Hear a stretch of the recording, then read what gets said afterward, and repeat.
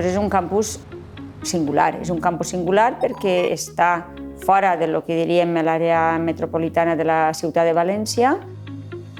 És especial perquè inicialment sorgeix amb titulacions que estaven en escoles universitàries, com era l'escola de magisteri o l'escola d'empresarials, i després va ampliant-se amb titulacions que considerem que són adients en aquest territori, però sobretot titulacions que tenen també una alta demanda, com són les dues últimes que s'han incorporat. Llavors diríem que és un campus singular per com naix i com ha anat creixent.